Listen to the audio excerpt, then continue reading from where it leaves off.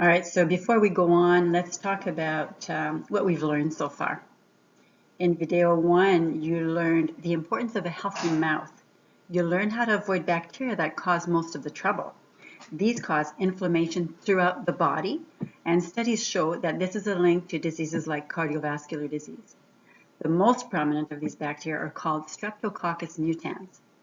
In video number 2, you learned what happens when your stomach wall is not well protected by the mucosal barrier.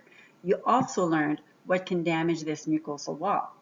You now know that most problems with acid reflux are caused by too little stomach acid and not too much of it.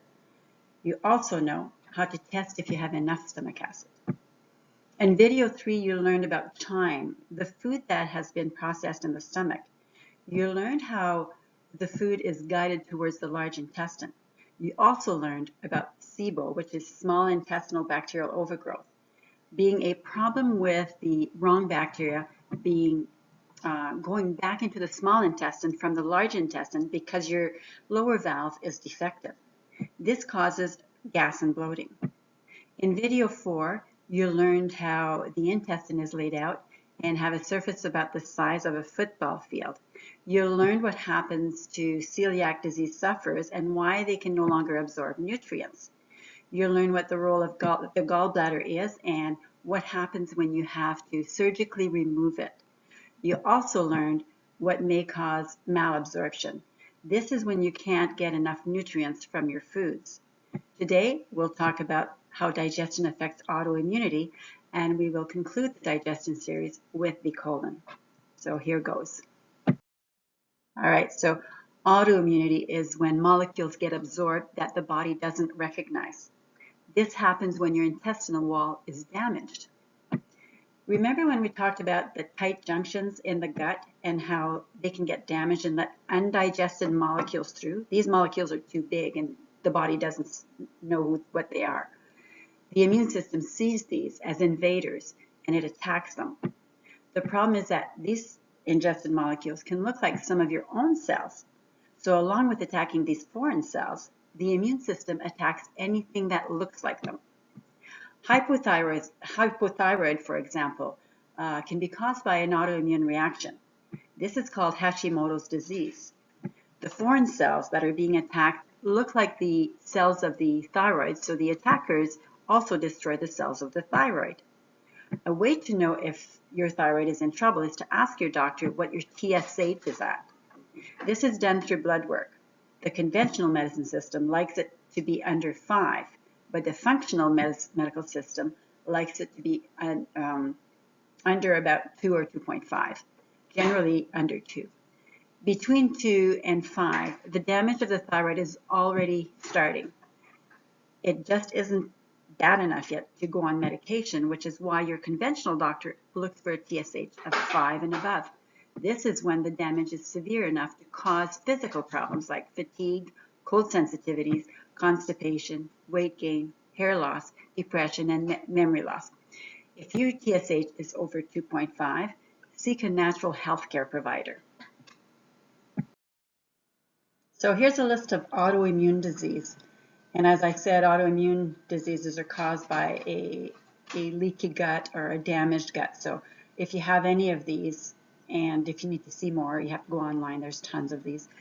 That means you need to do some gut healing. So arthritis, so rheumatoid. Rheumatoid is big. A lot of people have it and they don't realize that eating differently can actually make them feel a lot better. Lupus is another one. In the GI tract, you've got Crohn's disease or ulcerative colitis. The thyroid, as I mentioned already, the Hashimoto's thyroiditis. Graves' disease is another one. Your adrenal glands, you can get Addison's disease. So hair and skin, alopecia, which is what I get. If I eat wheat, which is gluten, I get alopecia. And as soon as I stop eating it, the alopecia goes away. Well, it takes time to repair, but it goes away. Psoriasis is another one that I get. I get it behind my ears, and I know when I'm off metabolic balance because that's when the psoriasis shows up. In your nervous system, multiple sclerosis, and other ones. Myasthenia gravis, I don't know what these two are. And then polymyalgia rheumatica, I think that's what my mom had. She had some weird thing that we could never really pronounce.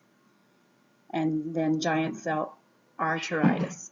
So if you want to see more of these, if you go online and Google autoimmune diseases, there's all sorts in there. So you'll know that whether you have one or not. And if you do, you need gut healing for sure. So to avoid autoimmune disease, there needs to be proper digestion, a good healthy gut wall, and a good microbiome. The first step is to remove the foods that cause the problem, but it doesn't end there. The next step is to strengthen the microbiome. By doing this, the foods you've removed should become tolerable after a period of time. Enzymes from the saliva, the pancreas, and the brush border are not the complete picture. It turns out that our gut bacteria make enzymes that our body can't make. So, if you're missing specific bacteria, you're also missing the specific enzymes to digest this specific food. For example, lactose. Lactose is digested because of the enzyme lactase, and there are bacteria that produce lactase. If you don't have these bacteria, chances are you can't digest lactose. This didn't used to be viewed by scientists as part of the digestive process. They used to give bacteria some credit, but not much.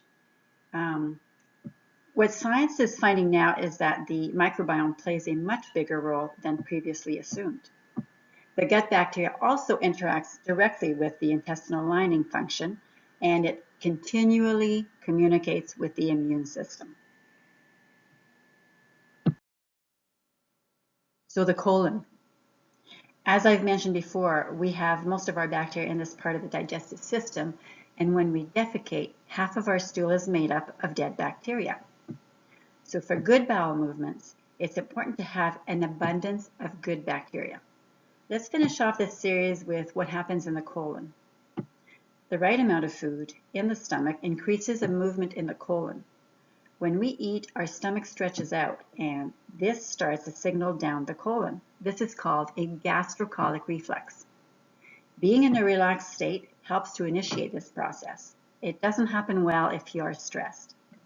So when you eat a meal, a specific amount of food in the stomach allows for the signaling process to carry all the way down to the colon so that about a half hour to an hour later, you can have a good bowel movement. With the way we eat, we've kind of messed this up. By eating many smaller meals a day, the amount of food in the stomach may not be enough for this process to occur. By eating 3 decent-sized meals a day, your colon has a better chance at receiving this signal. When you watch my video, The Scoop on Poop, you will learn many more tips and tricks about good bowel movements or good bowel health. We've now gone through the digestive process. The reason I wanted you to understand how complicated all of this is because clearly, in order for this to all work, somebody has to be in charge. There has to be something doing the communicating. This is where the role of the gut bacteria come in. The bacteria is communicating with everything in the gastrointestinal tract, with the brain, and with everything that needs to be told what to do. Bacteria is the major player signaling things so that all of this stuff that we've just talked about, actually occurs. This is why gut work is focused on building up the beneficial bacteria and controlling the amount of the not so good bacteria. Doing so helps to repair the intestinal wall lining and the mucus lining. But without that good bacteria and a good diverse microbiome, the system will not work properly. This is what's being seen with a lot of people with certain health issues. So I hope that helps you understand why focusing on this is important for your future health. In the next module, we will talk more about gut bacteria specifically. I'll see you then.